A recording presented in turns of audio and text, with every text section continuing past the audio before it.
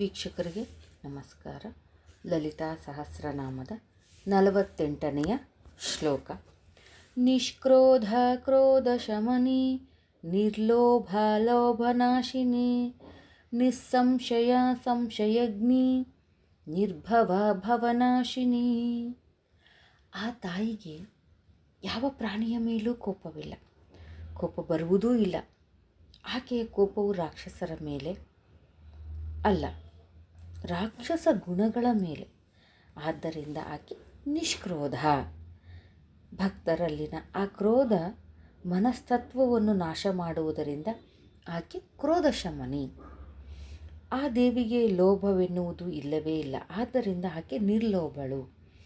ಹಾಗೆಯೇ ತನ್ನನ್ನು ನಂಬಿದ ಭಕ್ತರು ಭಕ್ತಿಯಿಂದ, ತಪಸ್ಸಿನಿಂದ, ಕರ್ತವ್ಯಗಳಿಂದ, ಕರ್ತವ್ಯ ಪಾಲನೆಯಿಂದ ಚಿತರಾಗಿ ಸರಿಯಾಗಿ ಕೆಲಸವನ್ನು ನಿರ್ವಹಿಸದೇ ಇರುವವರು. ಆ ಪ್ರಲೋಭಗಳ ವಲಯದಲ್ಲಿ ಸಿಕ್ಕಿ ಹಾಕಿಕೊಳ್ಳದಂತೆ ಅವರ ಲೋಭಗಳನ್ನು ನಾಶಗೊಳಿಸುತ್ತಾಳೆ. ಅದು ಹೇಗೆಂದರೆ ಅನೇಕ ಗುಣಪಾಠಗಳನ್ನು ಕಲಿಸುವುದರ ಮೂಲಕ. ಆದ್ದರಿಂದ ಜಗನ್ಮಾತೆಯನ್ನು ನಾವು ಲೋಭನಾಶಿನಿ. ವೇದಾಂತ, ವೇದಾಂಗಗಳು, ಉಪನಿಷತ್ತುಗಳು, ಸರ್ವಸಾರವನ್ನೊಳಗೊಂಡ ಮೂರ್ತಿ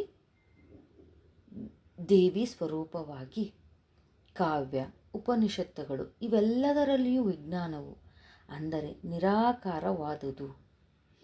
ಆ ದೇವಿ ಸ್ವರೂಪವಾಗಿ ಪ್ರಕಟವಾಗ್ತಾಳೆ. ಆಕೆಯಿಂದಲೇ ಉದ್ಭವಿಸಿದ ಸರ್ವವಾಂಗ್ಮಯ ಶಬ್ದದಿಂದ ಮೊದಲುಗೊಂಡು ಅಕ್ಷರಗಳು, ಆಕೆಗಳು ಎಲ್ಲವೂ ಆಗಿರಲು ಇನ್ನು ಆಕೆಯಲ್ಲಿ ಯಾವ ಸಂದೇಹಗಳು ಉಳಿದಿರುತ್ತವೆ? ಆಕೆ ಹಾಗಾಗಿ ನಿಸ್ಸಂಶಯಳು. ತನ್ನ ಇರುವಿಕೆಯನ್ನು ಲೋಕಗಳಿಗೂ ಪ್ರತ್ಯಕ್ಷವಾಗಿಯೂ ಪರೋಕ್ಷವಾಗಿ ಸಾರುವ ಆಕೆ ನಿಸ್ಸಂಶಯ.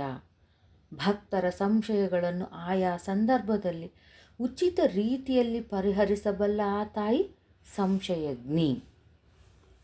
ನಿಸ್ಸಂಶಯ ಸಂಶಯಗ್ನಿ. ದೇವಿ ಪೂಜೆಯನ್ನು ಸಹ ಕೈಗೊಳ್ಳಬಹುದು. ಬಾರದೆ ಅಪಾಯವನ್ನುಂಟು ಮಾಡುತ್ತದೆಯೇ ಮುಂತಾದ ಆಲೋಚನೆಗಳಲ್ಲಿ ಕೇವಲ ಪೂಜೆಯನ್ನು ಮಾಡದಿರಲು ನೆಪ ಹೇಳದು.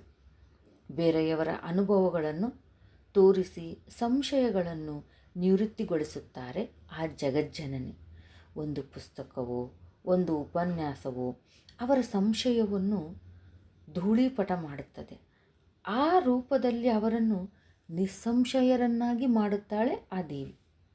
ಕರ್ಮ ಸಂಬಂಧವಾದ, ಮಾಯಾ ಸಂಬಂಧವಾದ, ಅವಿದ್ಯೆ, ಅಜ್ಞಾನ ಸಂಬಂಧವಾದ ಜನಗಳ ಮರಣಗಳಿಲ್ಲದ, ಬಾರದ, ಅದೆಲ್ಲದಕ್ಕೂ ಅತೀತಳಾಗಿರುವ ಜಗನ್ಮಾತೆ ನಿರ್ಭವ.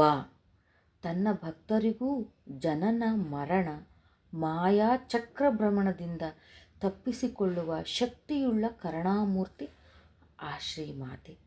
ಭವನಾಶಿನಿ. ಭವನಾಶಿ ಎನ್ನುವ ಈ ಒಂದು ಪುಣ್ಯ ನದಿ ಸಹ ಇದೆ.